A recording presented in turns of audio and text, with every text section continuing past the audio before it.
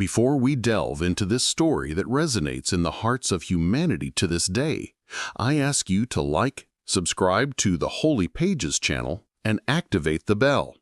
This way you won't miss any epic story from the Bible. Now, take a deep breath and come with me to the beginning of it all. In the beginning, there was only silence and emptiness. Then the command resounded, "Let there be light." Light tore through the darkness, revealing seas, skies, mountains, and forests. But among all these wonders, the Creator desired something greater, a being who would bear His image. From the dust of the earth, God fashioned Adam. He was not just flesh and bone, but a living soul, made to rule, care for, and reflect divine glory. For him, God prepared Eden, a garden of incomparable beauty, filled with rivers, fruit trees, and absolute peace.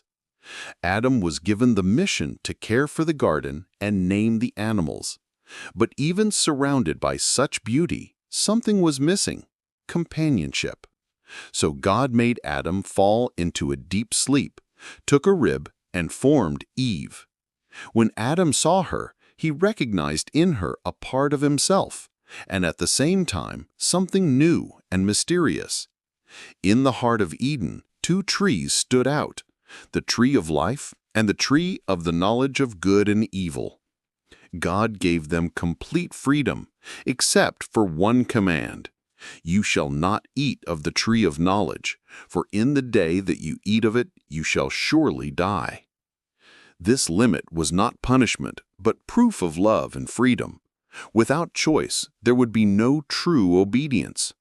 Adam and Eve lived naked, but without shame, in perfect harmony with each other, with nature, and with God. But Eden also dwelt on the serpent, the most cunning of creatures. Driven by envy and rebellion against God, she approached Eve and whispered, "Is this really what God said? You will not die. On the contrary, you will be like God, knowing good and evil." Eve looked at the fruit. It looked beautiful, desirable, and promised wisdom.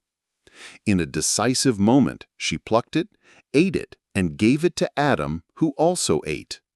And then their eyes were opened. They discovered their shame, sewed leaves to cover themselves, and for the first time felt fear. God came to them and asked them, "Where are you?"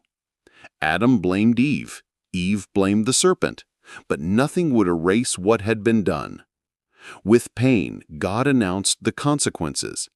Eve would face pain in bearing children. Adam would have to work the hard, thorny ground. The serpent would crawl forever. And finally, they were expelled from Eden, separated from the tree of life. Paradise was left behind, and a journey marked by suffering and struggle, but also by hope, began. Even in that darkest moment, God made a promise. From the woman's offspring would be born the one who would crush the serpent's head, a light that would span centuries until its fulfillment. Adam and Eve were not empty legends, but real people, free, fragile, curious, capable of making mistakes and of loving. They represent all of us. We have freedom, but we also face the consequences of our choices. And yet, God never abandons us. This was the story of Adam and Eve, not just as an ancient tale, but as a reflection of our own humanity, imperfect, free, and deeply loved by the Creator. If this story touched you, like, share, and subscribe here on Holy Pages for more epic stories from the Bible. See you in the next video.